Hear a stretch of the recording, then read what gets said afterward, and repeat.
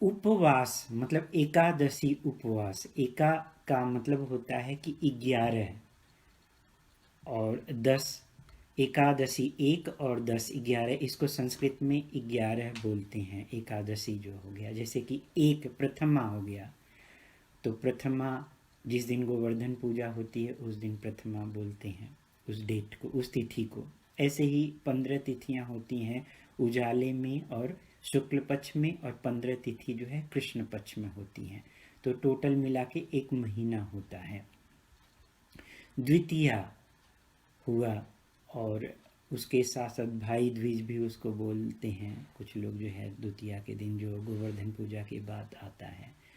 और फिर अक्षय तृतीया, और उसके बाद जो है चतुर्थी, गणेश चतुर्थी, नाग पंचमी, और ललिता षष्ठी, सप्तमी, अद्वैत सप्तमी शायद बोला जाता है, फिर अष्टमी कृष्ण जन्माष्टमी, और फिर श्री राम नवमी, और फिर विजयादशमी, एकादशी, वाराह द्वादशी, फिर त्रयोदशी, नित्यानंद त्रयोदशी का अपीयरेंस उस दिन सेलिब्रेट करते हैं।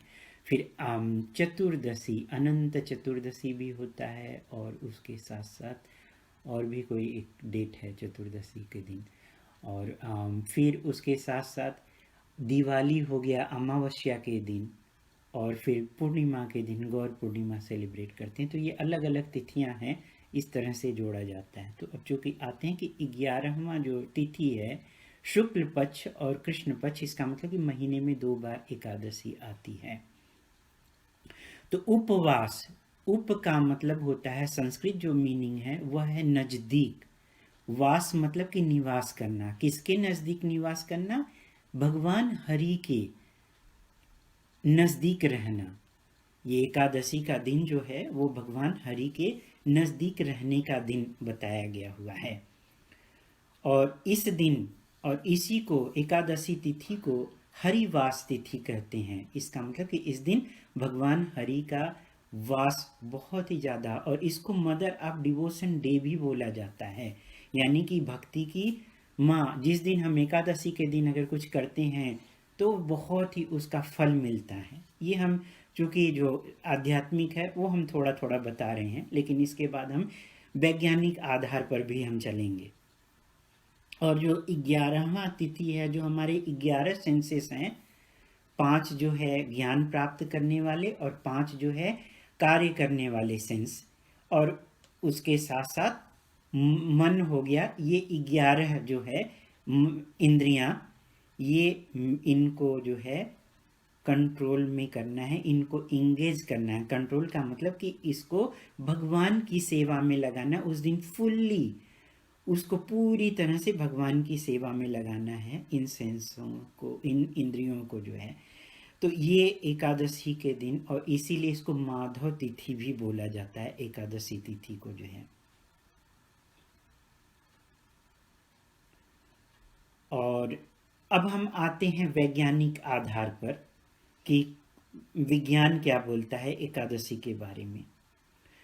तो डीएनए जो सेल होता है, सेल के अंदर डीएनए होते हैं। डीएनए जो है वो इंफॉर्मेशंस लेके कैरी करते हैं। तो उसमें जो सेल के अंदर होता है, कुछ डीएनए जो पीसेस होते हैं वो एस इटीज रहते हैं, वो कोई इंफॉर्मेशंस आगे नहीं लेके जाते हैं, और इनको जंक डीएनए बोला जाता है। और ये जंक डीएनए, पहले ये वैज्ञानिकों ने सोचा कि इसका कोई काम ही नहीं है, तो भगवान अगर हैं, वो वास्तव में मौजूद हैं, तो ये जंक डीएनए क्यों बनाए हुए, इसका क्या महत्व है? इसका मतलब कि भगवान का अस्तित्व नहीं है, या फिर अगर है तो कहीं ना कहीं गॉड ने मिस्टेक किया हुआ है।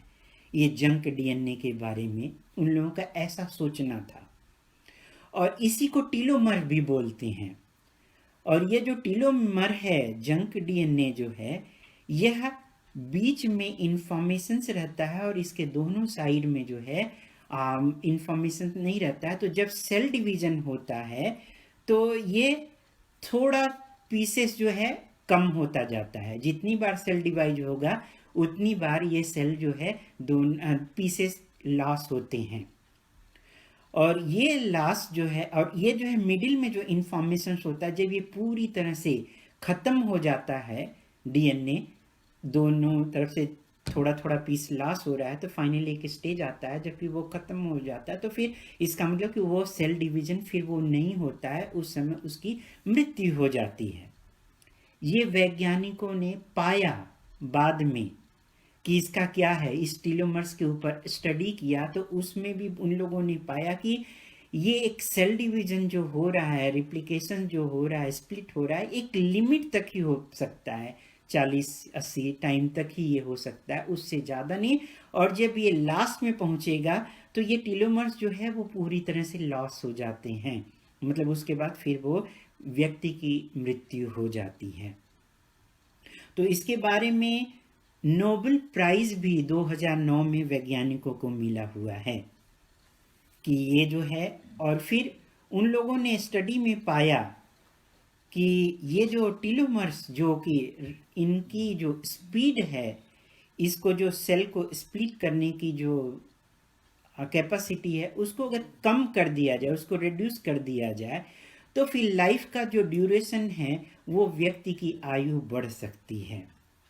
और उसके साथ साथ इन लोगों ने दूसरा एक स्टडी और करने की कोशिश किया कि अगर पीसेस लॉस हो रहे हैं तो भी अगर बहुत जल्दी सेल डिवीजन हो रहा है तो इसको कम से कम छोटे से छोटे पीस लॉस हों, ताकि वो ज़्यादा समय तक इंसान जो है उसकी लाइफ के ड्यूरेशन को बढ़ाया जाए। तो इसके बारे में उन लोगों ने बहुत डिटेल स्टडी किया और उन्होंने जो है देखा, पाया, स्टडी किया। शुरू में उन लोगों ने 14 बच्चों के साथ स्टार्ट किया था ये स्टडी। तो उन लोगों ने पाया कि इसका जो रिड्यूस हो रहा है, ये छोटे छोटे जो टीलोमर्स हैं, जो जंक डीएनए हैं, ये लॉस हो रहे हैं। तो इसकी जो लॉस होने की जो स्पीड है, यह डिपेंड करता है कि कैलोरी के ऊपर कि कौन कैसा भोजन ले रहा है। जो जैसा भोजन लेता है उसी के हिसाब से ये लॉस होता है। अगर कोई मीट ईटर है और ज़्यादा से ज़्यादा दारू वगैरह पीता है, नशा करता है और फिर ज़्यादा से ज़्यादा सेक्स में इन्वॉल्व रहता है, तो ये टीलोमर्स जो लॉस होते हैं यह बहुत तेज़ी से लॉस होते हैं। और फिर उन लोगों ने एक दूसरा देखा कि जो लोग सात्विक जीवन बिता रहे हैं, सात्विक जीवन वैज्ञानिक तो इसको मानते नहीं, लेकिन ये कि कुछ कुछ मानते हैं, तो उन लोगों ने ये पाया कि जो वेजिटेरियन हैं और जो हेल्दी हैं, लाइफ गुजार रहे हैं, रेगुलेटेड वे में लाइफ को गुजार रहे हैं, उन लोगों के अंदर जो है ये लॉस जो है, टीलोमर्स का लॉस जो है वो बहुत ही छोटा हो रहा है और वो यंग हैं। इवन एज उनकी होने के बाद भी वो कंपेयर टू जो मांसाहार हैं, दारू पीने वाले हैं, जो ज़्यादा से ज़्यादा गलत चीज़ों में इन्वॉल्व हैं, उनके कंपेयर में इनकी आयु जो है वो बढ़ी हुई है और साथ में जो है वो यंग भी हैं देखने में। तो फिर उन लोगों ने ये देखा कि स्टडी किया 14 स्टूडेंट्स को लेकर के, तो जिसमें कि 15 दिन में उन लोगों ने देखा कि जो कैलोरीज दिया, उनको भूखा रखा, और फिर ये देखा कि जो कैलोरीज जो इनटेक दिया जा रहा है इससे तो बहुत अच्छा उनके ऊपर आया है, लेकिन वो लोग बहुत ही टायर्ड हो चुके हुए हैं। और फिर उनको बाद में वापस जो है रेगुलर डाइट पे डाल दिया गया। उसके बाद फिर उन लोगों ने रिजल्ट अपना देखते रहे, फिर स्टडी करते रहे। तो उन लोगों ने स्टडी करते समय ये पाया कि 15 दिन में अगर 36 घंटे का फास्ट किया जाए, उपवास किया जाए, तो उस पीरियड में जो कि 15 दिन पे 36 घंटे अगर ये किया जाए, और वो उपवास जो सबसे पावरफुल है वो है 10वीं की रात से लेकर के द्वादशी की सुबह तक। इसका मतलब कि 10वीं की रात को जब हम अन्न लेते हैं या लाइट प्रसादम लेते हैं तो रात भर भूखा रहते ही हैं, और फिर एकादशी के दिन अगर हम फास्ट कर रहे हैं और फिर उसके बाद द्वादशी के दिन नेक्स्ट कर रहे हैं, तो ये टोटल मिला करके 36 घंटे हो जाते हैं। तो इस पीरियड में जो बेनिफिट जो कि महीने भर फास्ट रह करके किया जाता है, वो 36 घंटे के अंदर वो फास्ट का बेनिफिट मिलेगा। उनका जो आयु जो है वो बढ़ जाएगी, और जो जंक डीएनए यानी कि टीलोमर्स का जो पोर्शन छोटा छोटा लॉस होता है वह बहुत ही कम होगा। तो ये जो और जो फास्ट है वह अलग अलग लोगों के लिए है दिया गया हो। जैसे कि 8 साल से 80 साल के बीच में सबको फास्ट करना चाहिए, एकादशी का व्रत सबको करना चाहिए। लेकिन जो फास्टिंग का जो लेवल है वह डिपेंड करता है। तो आयुर्वेद के अनुसार जो पतंजलि सूत्र में बताया गया हुआ, उसमें ये बताया गया कि जो लोग मांसाहार हैं उनको जो है 30 दिन तक लगातार सुबह से लेकर के शाम तक, यानी कि सूर्योदय से सूर्यास्त के बीच में कंप्लीट फास्टिंग करनी है, जो मांसाहार करने वाले हैं। लेकिन जो लोग वेजिटेरियन हैं, जो सात्विक जीवन गुजार रहे हैं, उनके लिए यह महीने भर की बजाय 15 दिन में, यानी कि महीने में 2 बार 36 घंटे का अगर वो फुल फास्ट करते हैं तो वही सेम बेनिफिट मिलेगा। और जो फास्टिंग है, जो व्रत है, वह अलग अलग तरह से किया जा सकता है। जैसे कि कंप्लीट फास्टिंग सबसे बेस्ट बताया गया हुआ है, जिसमें कि अगर कोई नहीं कर पा रहा है तो हमें वाटर लेना चाहिए। अगर वाटर से कोई नहीं कर पा रहा है तो उसको जूस लेना चाहिए। जूस से अगर कोई नहीं कर पा रहा है तो फिर वो थोड़ा कुछ सॉलिड ले, अगर और लेकिन ग्रेन नहीं लेना है। ये फास्टिंग का अलग अलग स्टेप्स हो गया। तो कंप्लीट फास्टिंग, नो वाटर, फिर उसके साथ साथ कुछ लिक्विड ले सकते हैं, या फिर जो है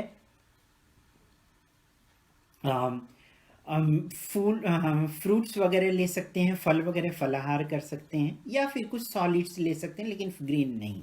उसका महत्व हम आगे बताएंगे ग्रेन के बारे में। क्योंकि यहाँ निर्जल जो फास्टिंग हो रही है वो ब्रेक अगर किया जाए तो फिर वो वाटर से फास्टिंग ब्रेक माना जाना चाहिए।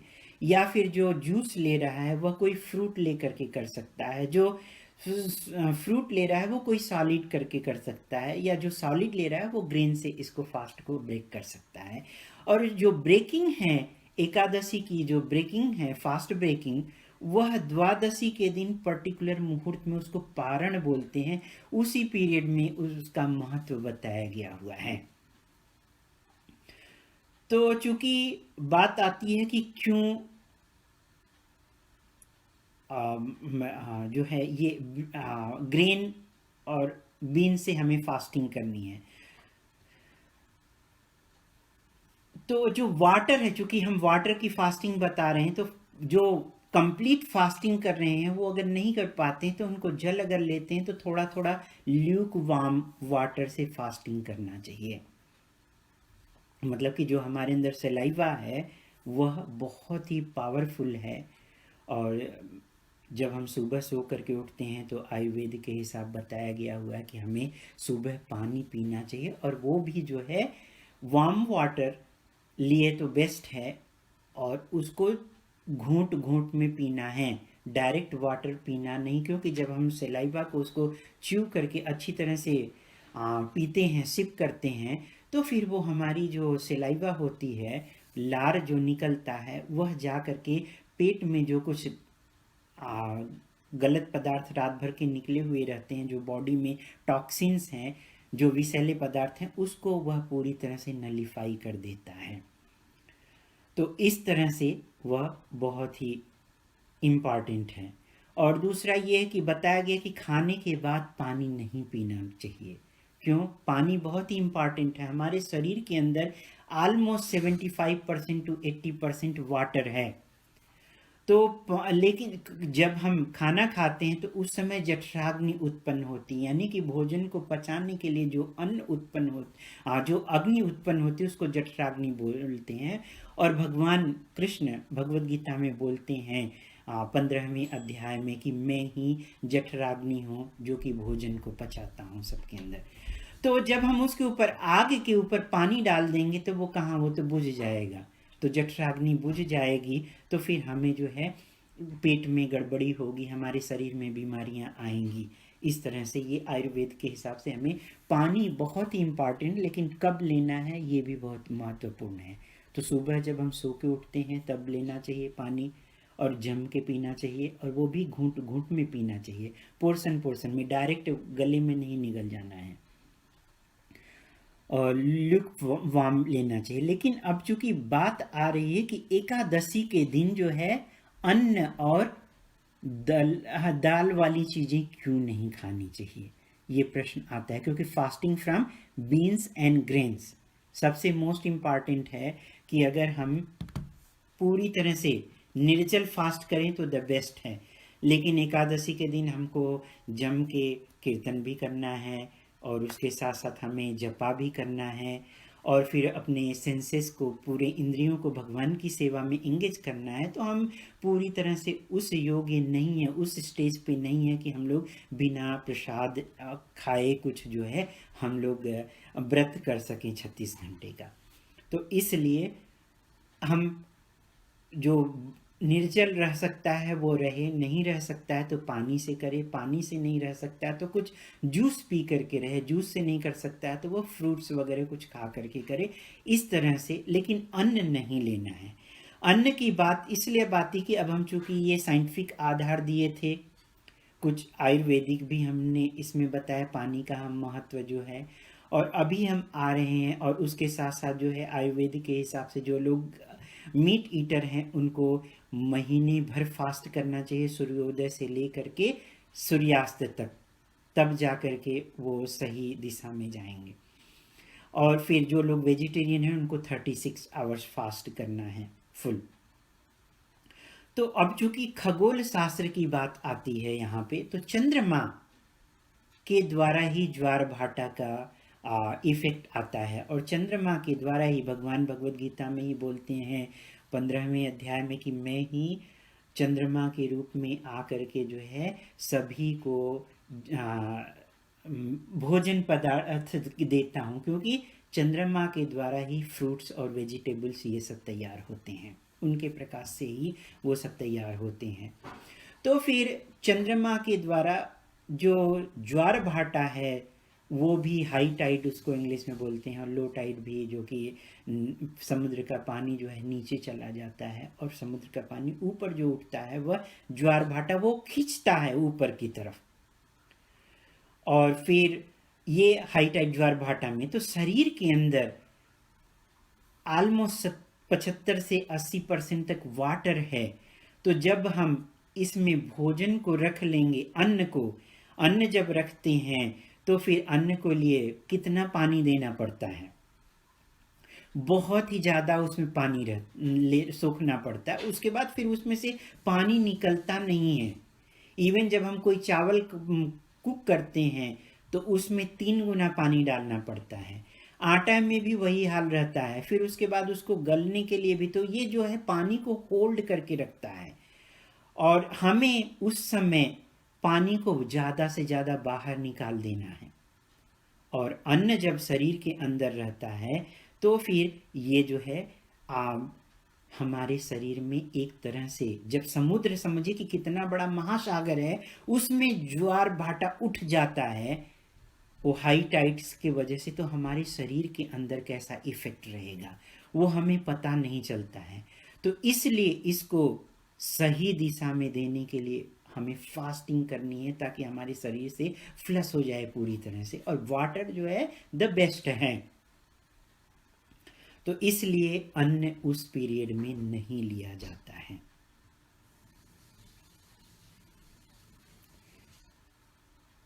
और उसके बाद फिर हम आगे आते हैं कि ये तो बात आ गई अन्न की। लेकिन कभी कभी हम लोगों ने सुना होगा, दादा दादी या पिताजी वगैरह बोलते हैं कि बेटे सिर दक्षिण की तरफ होना चाहिए, पैर जो है उत्तर की तरफ, क्योंकि हमारी बॉडी में भी नॉर्थ और साउथ पोल हैं। मैग्नेट भी नॉर्थ एंड साउथ पोल में होता है। जो साउथ पोल में रहते हैं उनको जो है पैर को दक्षिण करना पड़ता है और सिर को जो है उत्तर की तरफ, लेकिन हम लोग जो है नॉर्थ पोल में रहते हैं तो हम लोगों को जो है पैर उत्तर की तरफ, सिर को दक्षिण की तरफ, क्योंकि साउथ और नॉर्थ ये दोनों अट्रैक्ट्स करते हैं एक दूसरे को। और जब हेड जो है हमारा नॉर्थ पोल का काम करता है तो जब हम हेड को नॉर्थ की तरफ रखेंगे तो फिर मैग्नेटिक रिपल्सन होगा, तो फिर हमारे अंदर बहुत सारी विकृतियां या बीमारियां आती हैं। तो इस तरह से प्रॉब्लम आती है। कोई आवाज़ क्लियर है आपको विपिन प्रभु, बताइएगा। और तो ये तो था साइंटिफिक आधार जो कि हमें मालूम नहीं है। ब्लड प्रेशर भी बढ़ जाता है लोगों के अंदर, तो ब्लड प्रेशर के रोगी को भी डॉक्टर भी सजेस्ट करते हैं कि आप जो है किस तरह से सोइए, किस दिशा में सो रहे हैं, ये सभी पूछते हैं वो लोग। और फास्टिंग जो योगी जो होता है वह, उसके लिए तो बहुत ही सिंपल खाना चाहिए। और चूंकि फास्टिंग की बात आई है तो एक बार भक्ति सिद्धांत सरस्वती ठाकुर अपने भक्तों को बोले हुए थे कि आपको फुल्ली बृहद मृदंगा ट्रांसेंडेंटल बुक, जो ये बुक डिस्ट्रीब्यूशन है, बुक है, इसको बृहद मृदंगा बोलते हैं। इसका मतलब कि इसकी जो आवाज़ चलती है वह पूरे दुनिया में फैल जाती है। मृदंगा जो हम बजाते हैं, ढोलक के जैसा जो होता है, उसकी आवाज़ तो उस कमरे तक ही गूंजती है, कुछ दूर ही सुनाई देती है। लेकिन ये जो भगवान के भक्ति से जो जुड़े हुए शास्त्र हैं, ये शास्त्र बृहद मृदंगा बोले जाते हैं। तो वो अपने शिष्यों को बुक डिस्ट्रीब्यूशन में लगाया और बोले थे कि आपको पूरी तरह से फुल्ली बुक डिस्ट्रीब्यूशन वगैरह करना है, कि संकीर्तन में लगना है, जरूरत पड़े तो एकादशी के दिन अन्न खाओ। ये भक्ति सिद्धांत सरस्वती ठाकुर ने बोला हुआ था। बोले जो पाप होगा वो मैं लेने के लिए तैयार हूँ। लेकिन हम लोग भक्ति सिद्धांत सरस्वती ठाकुर के स्टेज पे नहीं है, इसलिए हम लोगों को वो करना, फास्टिंग करनी चाहिए। और श्रील प्रभुपाद जी ने एक बार बोला कि योगी की क्वालिटी कैसी होनी चाहिए, तो उनको एक शिष्य ने एक बार बोला हुआ था कि प्रभुपाद मैं बहुत ही सिंपल खाने वाला हूँ और मैं उबला हुआ चीज़ खाता था, लेकिन मंदिर में जो प्रसाद है वो बहुत ही घी से जुड़ा हुआ है। तो फिर प्रभुपाद जी का जो आंसर था वो ये था कि बात सही है, बहुत ही परफेक्ट है, योगी को ऐसा ही सिंपल रहना चाहिए, सिंपल ही खाना चाहिए, लेकिन भगवान को भोग लगाने के लिए हमें राजभोग ऑफर करना चाहिए, और फिर दूसरों को खिलाना है तो फिर इस तरह से हमें ऑफर करना चाहिए, लेकिन खुद के लिए हमें एक सिंपल भोजन लेना चाहिए। ये बताया हुआ था प्रभुपाद जी ने। तो चूंकि अब हम आते हैं कि ये तो हो गया खगोल शास्त्र से रिलेटेड, आयुर्वेद से रिलेटेड और विज्ञान से रिलेटेड। अब हम आते हैं आध्यात्मिक कारण कि आध्यात्मिक कारण क्या है व्रत के। किसी को कोई प्रश्न या कमेंट है? हरे कृष्णा। किसी को प्रश्न है तो पूछ सकते हैं या लिख सकते हैं स्टार्ट मीटिंग पे, और इस पे फेसबुक लाइव पे भी आप लोग लिख सकते हैं। अगर हम देख रहे हैं तो हम आपको उत्तर भी दे सकते हैं। मेरा मन काम में बहुत कम लगता है, अजीब अजीब सपने भी आते हैं, ऐसा क्यों होता है? तो इसका जो आपने उम्मेद सिंह चावड़ा ने पूछा हुआ है, तो इसका उत्तर जो जहाँ तक मेरा अनुभव कि आप कैसा खाते हैं, रात के समय जो भोजन होना चाहिए वो बहुत ही सिंपल होना चाहिए, और हमें सूर्यास्त के आसपास ही खा लेना चाहिए। अगर नहीं हो पाता है तो 7 साढ़े 7 बजे तक हमें डिनर कर लेना चाहिए, और सोने से पहले हमें जो है 3 घंटे पहले भोजन करना चाहिए। हमें रात को समय से सोना चाहिए। ये अगर हम रेगुलेटेड लाइफ गुजारेंगे, अब आप अनुमान लगा सकते हैं कि आप इसमें से कौन सा प्रैक्टिस नहीं कर रहे हैं और क्या खा रहे हैं, कितनी लेट सो रहे हैं, ये भी बहुत बड़ा फैक्टर होगा। अगर ये सब फॉलो कर रहे हैं आप, तो फिर आपको अगर कुछ डाउट है तो फिर आप बता सकते हैं, तो हम आपको कुछ और जानकारी दे सकते हैं। लेकिन जो प्राइमरी जो रीज़न है वो यही होगा या तो बहुत ही गरिष्ठ भोजन लेते होंगे रात के समय, जो कि रात के समय लाइट भोजन लेना चाहिए। जो सूर्योदय से सूर्यास्त की तरफ जो हमारी जठराग्नि है वह धीरे धीरे कम होती जाती है। सूर्योदय के समय बहुत ही हैवी जठराग्नि दोपहर में तो बहुत ज़्यादा रहती है, और उसके बाद फिर शाम को धीरे धीरे वो कम होने लगती है जठराग्नि। तो रात को अगर हम बहुत हैवी गरिष्ठ भोजन लेंगे तो वो पचने में बहुत टाइम लगेगा, और फिर हम जो आयुर्वेद के हिसाब से, उस आयुर्वेद के हिसाब से हम उसके विपरीत काम कर रहे हैं, तो हमारे शरीर में ऐसी विकृतियां आएंगी, सपने आएंगे, या डरावने सपने भी हो सकते हैं, नींद खुल जाएगी, हम सो नहीं पाएंगे, ऐसी ऐसी प्रॉब्लम्स आती हैं। तो उसका उपाय है सिंपल खाना, और रात को अगर हम गरिष्ठ समहाउ ले भी लेते हैं तो हमें मिल्क लेना चाहिए रात को सोते समय, ताकि उसको पूरी तरह से फ्लश कर दे जो है। तो ये कारण हो सकते हैं। अब आप ही बता सकते हो कि और क्या कारण है, जहाँ तक मेरा अनुमान है। कोई और प्रश्न है तो पूछ सकते हैं। हरे कृष्णा।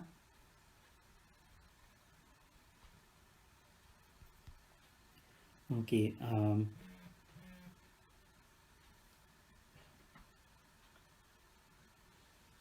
निहाल भैया आपको कोई प्रश्न है या कमेंट?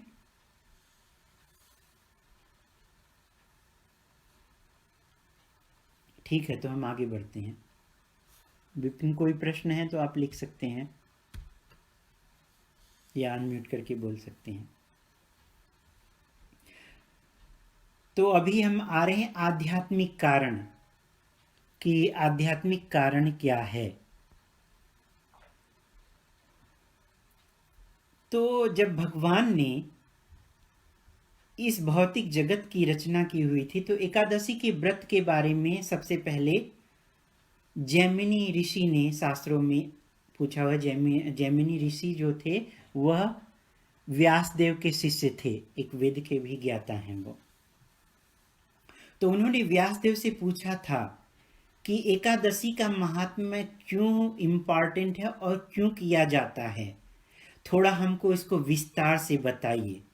तो फिर उन्होंने डिटेल में, बहुत डिटेल में दिया हुआ है, लेकिन हम उसको थोड़ा शॉर्टकट चलेंगे क्योंकि समय का अभाव है। तो फिर व्यासदेव जी ने पूछा था कि यह मानवता के लिए बहुत ही अच्छा सवाल है,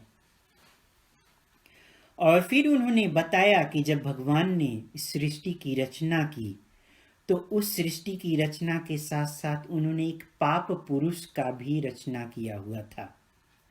और जो पाप पुरुष का रचना इसलिए किया हुआ था क्योंकि जो लोग पाप कर्म करेंगे तो उनको जो है वह पाप पुरुष जो है सजा देगा, दंड देगा उनको, इसलिए। और फिर पाप पुरुष का जो शरीर है, आंख, नाक, सिर, पीठ और फ्रंट, सब कुछ, एक एक पोर्शन जो है एक एक चीज को रिप्रेजेंट करता है। जैसे उसका हेड जो है वह ब्रह्म हत्या को रिप्रेजेंट करता है।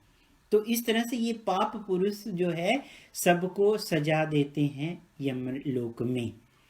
तो भगवान ने ही बनाया हुआ था, ताकि जैसे कोई गुरु की पत्नी के साथ सेक्स कर रहा है तो वो बहुत बड़ा पाप माना है, ब्राह्मण की पत्नी के साथ कुछ, और गाय काट रहा है, इस तरह से अलग अलग तरह के जो पाप हैं, वो पाप जो करने वाले उसको वो उसी तरह से पाप पुरुष जो हैं वो सजा देते हैं यमलोक में। तो एक बार भगवान विष्णु यमलोक गए हुए थे।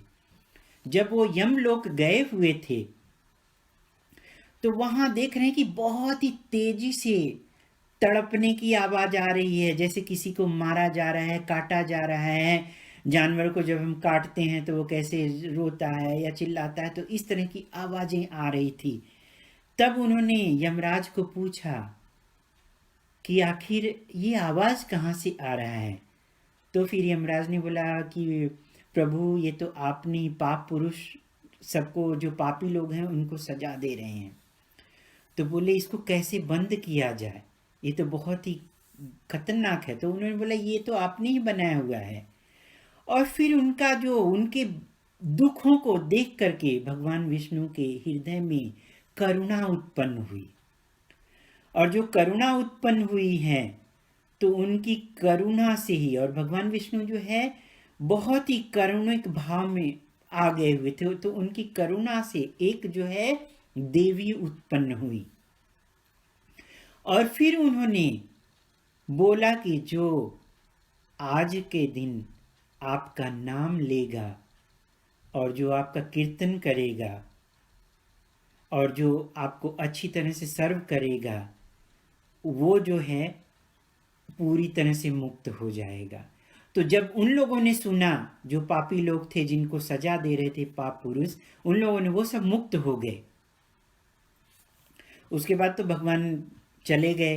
तो बाद में पाप पुरुष जो है वो बोला कि उसके लिए तो कुछ बचा ही नहीं, क्योंकि जो लोग थे वो सभी लोग भगवान के विष्णु का पूजा, नाम धाम गुण रूप लीला इन सबों का वर्णन, उनकी महिमा के बारे में सुनना, ये सब सुन रहे थे। तो फिर लिबरेट हो गए। उनके लिए, पाप पुरुष के लिए कोई काम ही नहीं बचा। तो फिर वो बैकुंठ गए और बोले कि प्रभु हम क्या करें, हमें तो आपने तैयार किया है, हमें आपने बनाया हुआ है, हम आपके दास हैं, लेकिन हमारे लिए तो कोई सेवा ही नहीं है, तो हम करें तो क्या करें। तो फिर उन्होंने बोला कि जाकर के छुप जाओ। तो वो बोले कि हम छुपें तो कहाँ छुपें, सब कुछ तो आपका ही दिया हुआ है, तो हम छुपेंगे कहाँ, आप बताइए। तो फिर विष्णु ने बोला कि बात तो सही। तो उन्होंने बोला कि जिस एकादशी के दिन जो एकादशी उत्पन्न हुई थी, उस दिन आप जो है जाकर के अन्न में छुप जाओ, और जो अन्न को खाएगा वह पाप का भागीदारी रहेगा, वही पापी होगा, और फिर आप उसको सजा दे सकते हैं। तो एकादशी के दिन अन्न के अंदर पाप का निवास होता है, और जो अन्न खाता है एकादशी के दिन वह पाप खाता है, वह पाप का अधिकारी होता है, वह बैकुंठ धाम नहीं जाएगा, वह बल्कि नरकगामी होगा, वह पाप पुरुष के द्वारा सजा दिया जाएगा, ऐसा उसको चांस मिला हुआ है। और चूंकि जब वो कंपैशन से, भगवान की करुणा से वो एकादशी उत्पन्न हुई थी, तब उन्होंने पूछा कि हे देवी आप कौन हो, और आपके आते ही ये सब मुक्त हो गए। तब उन्होंने बोला कि मैं आपकी दासी हूँ, एकादशी मेरा नाम है, आपकी ही करुणा से मैं उत्पन्न हुई हूँ, और आपकी ही शक्ति से ये लोग जो है मुक्त हुए हैं। एक तो ये स्टोरी है, और दूसरी स्टोरी एक मूरा डीमन की है। मूरा डीमन जो है वह चारों तरफ सबको ही पूरी तरह से त्रस्त कर दिया हुआ था, वह स्वर्गलोक में भी पूरा त्रस्त कर दिया हुआ था। तो फिर देवता लोग जो है भाग गए हुए थे डर के मारे। तो वो लोग विष्णु से रिक्वेस्ट किए, तो भगवान विष्णु जो है अपीयर हुए, और फिर उन्होंने उस मूर डीमन के साथ फाइट किया। बहुत समय तक ऐसी फाइटिंग होती रही कि भगवान विष्णु थक गए। अब देखिए कि भगवान विष्णु कैसे थक सकते हैं। मूरडी मन जो है, मूरा जो राक्षस है, वह भगवान ने उसको शक्ति दे रखी हुई है, और उसके साथ वो भगवान कैसे जो है थक जा रहे हैं लड़ाई करते हुए। तो भगवान जो है थक गए, दोनों में, भगवान में और मूरा डीमन में जो है वो मुक्केबाजी चल रही थी। तो फिर उसके बाद उन्होंने वो थक गए, तो वो सोने चले गए, रेस्ट लेने लग गए। तो उस समय जो एक देवी प्रकट हुई, और फिर उन्होंने जो है मूरा डीमन का वध किया। तो भगवान ने पूछा कि आप कौन हो। तो उन्होंने बोला कि मैं आपकी दासी हूँ, और वो एकादशी, और मेरा नाम एकादशी है, और मैं आपकी से। और फिर उन्होंने पूछा आपने कैसे मारा। तब उन्होंने बोला कि मैं तो आपकी ही दासी हूँ, और आपकी ही शक्ति हूँ, आपकी शक्ति से ही मैंने मारा है। और फिर भगवान ने प्रसन्न हो करके उनको वरदान दिया, और फिर वो बोले कि जो एकादशी का व्रत करेगा वह सीधे भगवान के धाम को जाएगा, और जो एकादशी के दिन अन्न जो लेगा वह पाप खाएगा। इस तरह से एक ये दूसरी स्टोरी है। तो ये थोड़ा हमने एकादशी महात्म के बारे में, जिसको कि अपनी लाइफ का ड्यूरेशन बढ़ाना है, अपने लाइफ को लंबा जीवन बिताना है, तो उसको पूरी तरह से सात्विक जीवन गुजारना चाहिए, और एकादशी का व्रत करना चाहिए, क्योंकि जब हम हेल्दी रहेंगे तभी हम भगवान की भक्ति में अच्छे से भगवान की भक्ति कर सकते हैं। तो ये भी हमें देखना चाहिए। अच्छा स्वास्थ्य ही, अच्छा हेल्थ ही हमें भगवान की भक्ति में लगा सकता है। वरना अगर हम परेशान रहेंगे, हेल्थ की इशू से गुजर रहे हैं, तो हम भगवान की भक्ति ठीक से कर नहीं सकते। करेंगे लेकिन ये कि हमारा माइंड जो है वह दर्द में भी, पीड़ा में भी असहनीय, हम उतना नहीं कर पाएंगे जितना हमें करना चाहिए। तो इसलिए एकादशी का फास्ट बहुत ही इम्पॉर्टेंट है। 8 साल से 80 साल तक की अवस्था के लोगों को, सबको एकादशी व्रत करना चाहिए। और ये हमारी लाइफ ड्यूरेशन बढ़ाता है और फिर हमें हेल्दी रखता है। वो भी हमने डिस्कस किया, कैसे हेल्दी रखता है, अन्न क्यों नहीं लिया जाना चाहिए, ये भी हमने डिस्कस किया। तो हम यहीं पे ही हम स्टॉप करते हैं। और एकादशी महिमा की जय और आप सभी लोगों की जय। हरे कृष्णा। जगत गुरु श्रील प्रभुपाद की जय। गौर प्रेमानंदी हरि हरि बोल। हरे कृष्णा।